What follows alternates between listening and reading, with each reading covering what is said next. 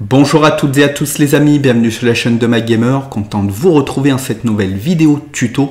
Et aujourd'hui donc pour changer un petit peu la donne, on va passer donc du côté de réparation, donc avec ces fabuleuses manettes de PlayStation 4 qui sont extrêmement costauds.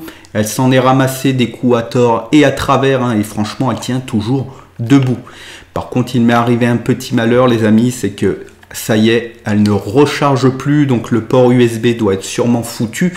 Et c'est aujourd'hui donc qu'on va voir ensemble comment changer ce fabuleux port USB pour qu'elle recharge et qu'on puisse en reprofiter donc avec sa PlayStation 4.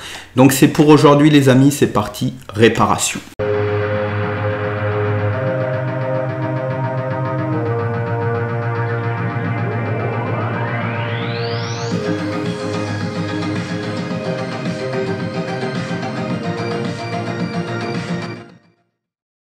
Donc la console est branchée les amis, elle me demande de connecter la DualShock 4 donc à l'aide du câble USB pour appuyer sur le bouton PS. Donc justement la manette ici avec le câble USB.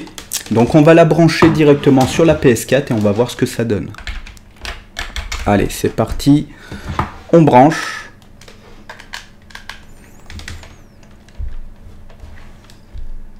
Et il n'y a absolument rien qui se passe. Normalement, lorsqu'on branche donc la manette, donc USB au port indirectement, ça devrait s'allumer en orange.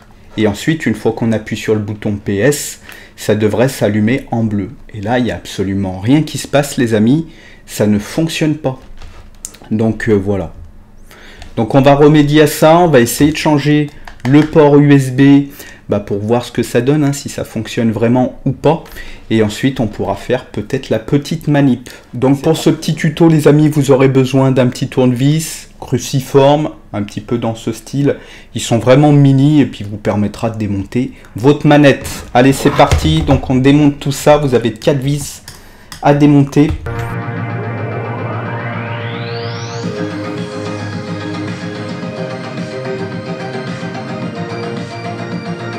Donc une fois que vous avez démonté ces 4 petites vis, les amis, vous prenez donc la manette du côté des boutons et vous allez pouvoir la tirer directement de haut en bas, donc pour la déboîter.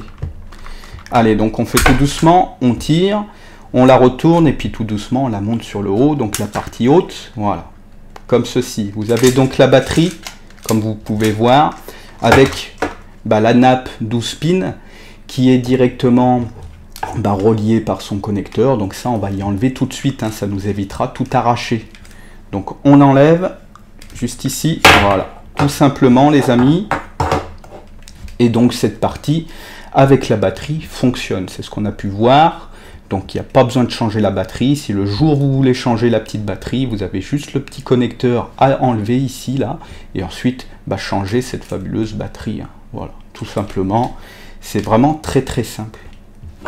Donc nous aujourd'hui on va s'occuper de la petite carte imprimée USB qui ne fonctionne pas. Donc on va enlever le support en plastique blanc pour pouvoir démonter la carte. C'est parti, donc moi j'utilise mon petit tournevis et je pousse vers le haut. Donc sur le côté là, le petit support blanc, voilà, je l'enlève. Ensuite il y a le petit plastique qui permettait donc d'enlever, on va dire, le petit cache de l'arrière pour la luminosité. Donc j'enlève le petit plastique. Tout doucement, vous allez voir, donc qui est ancré avec un petit bitonio là directement. Donc vous soulevez et vous tirez sur le côté droit et ensuite vous pouvez l'enlever donc directement. On peut enlever éventuellement donc le petit plastique blanc qui ne sert pour l'instant à rien et on va dévisser directement la petite carte mère donc de l'USB. La petite vis, parfois il y en a deux. Là on est sur une vis, donc c'est très bien. Voilà, tout simplement les amis. Et ensuite on enlève la carte. Donc ça c'est ce qui ne fonctionne plus, c'est ce qui permet donc de pouvoir charger, on va dire, la manette, et elle ne fonctionne plus. Donc nous on n'en a plus besoin. Donc à savoir que c'est différentes versions de cartes imprimées que je vous mettrai donc directement en petite photo, et que moi sur la mienne, donc on est sur de la JSD donc 0,55. Donc il faudra bien, on va dire, commander la bonne version de votre carte les amis. Donc ça peut aller sur du JDS 0,30 jusqu'à 0,60. Donc il faudra bien commander votre carte. Il y a des versions qui sont en JDM, qui sont plus ou moins asiatiques, et il y a des versions donc en JDS qui sont plus ou moins américaines. Voilà, et c'est pareil hein, pour les deux versions. Donc si j'avais une JDS ou une JDM en 0,55, c'est exactement la même chose les amis, c'est juste la version de fabrication qui est, on va dire, exactement la même, mais pas du même pays. Donc voilà, donc moi je suis sur une JDS 0,55 que j'ai commandé, donc directement, et bien sur Rakuten, sur le prix de 3,79 €, vraiment pas très cher. Donc avec le petit produit, pareil, la même chose. Donc avec la petite nappe, donc juste ici, la petite nappe et le connecteur, hein, qui est franchement pas mal. Voilà, donc on va reproduire plus ou moins la même chose sur le coup. On va mettre donc la nappe directement de ce côté. Donc en fait, vous avez un petit loquet là, vous avez juste à soulever le petit connecteur. Voilà, avec vos doigts. Tout simplement, vous avez levé le petit connecteur, le cliquet qui vous permettra donc de mettre la petite nappe dedans. Tout simplement, donc on sent un petit déclic hein, lorsqu'on met la nappe, et ensuite on va pouvoir rebaisser le cliquet, donc qui permettra tout bêtement de pouvoir avoir une sécurité pour pas qu'elle s'enlève. Donc une fois que vous avez terminé ça les amis, donc voilà, on va pouvoir récupérer le petit scotch qui était sur l'ancienne carte, que je vous invite à remettre sur la nouvelle, comme ceci, parfait. Et ensuite, on va la remettre directement sur la manette. Donc juste ici. Voilà, tout simplement, on la remet bien dans son support, bien comme il faut. Voilà. Et pouvoir remettre la petite vis. Donc la petite vis que j'avais mis de côté, que je vais remettre directement dans son emplacement. Voilà. Pour sécuriser la petite carte imprimée de l'USB. Impeccable. On remet le petit plastique de la luminosité. On va remettre le petit cache blanc. Hein. Donc bien à l'intérieur. Voilà, comme ceci. Et ensuite, on va mettre le petit support en plastique de sécurité pour maintenir le tout. Voilà, comme ceci. Tout simplement. Donc là j'étais à l'envers, voilà, comme ça. Et là on a terminé, on va pouvoir savoir hein, si ça fonctionne vraiment les amis.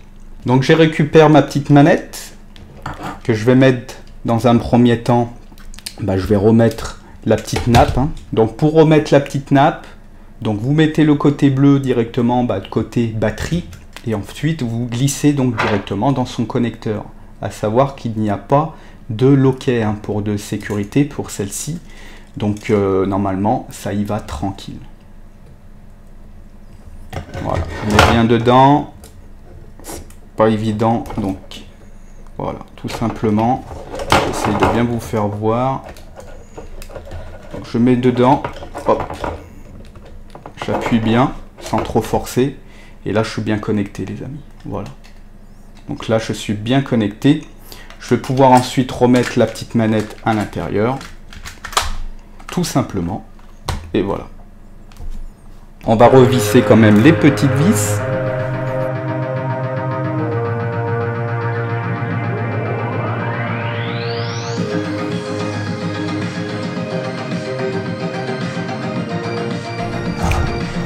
Voilà les amis, donc une fois que c'est terminé, comme vous avez pu voir, c'est vraiment très simple. Et on va connecter hein, directement la manette sur la PS4. On va voir un petit peu si ça fonctionne. Je vais mettre mon petit câble USB directement sur la manette. On va voir ce que ça donne vraiment.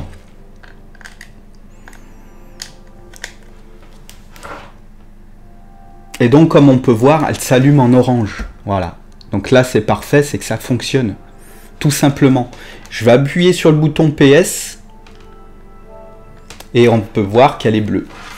Tout simplement, ça fonctionne les amis. Voilà. Franchement, c'est nickel. Ça m'a coûté 3 € et ça vous permet tout bêtement de pouvoir économiser, c'est ça le plus important, et surtout de retrouver une manette neuve en fin de compte, hein, qui avait, on va dire, un petit problème.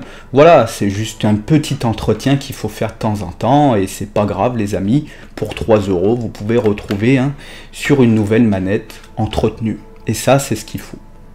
C'est parti, donc je vais pouvoir me faire des bonnes parties de PS4. Et c'est surtout le petit qui va être content, hein, donc de pouvoir retrouver sa petite manette. Voilà les amis, j'espère que ce petit tuto vous aura bien fait plaisir. Et puis surtout, vous aura fait des économies. 3,70 € les amis pour changer le petit port USB qui ne fonctionne pas. Et ça, c'est plutôt pas mal. Au mieux d'y rajouter une quarantaine d'euros pour vous retrouver avec une nouvelle manette. Là, franchement, elle est toute neuve et elle est repartie pour un siècle. Et ça, c'est plutôt pas mal. À savoir que sur les batteries, comme je vous le disais, si vous avez branché votre port USB sur la console et qu'elle ne fonctionne pas, qu'elle ne recharge pas, mais par contre que vous avez la possibilité de jouer sur la PS4, c'est que c'est la batterie les amis, tout simplement la batterie a changé.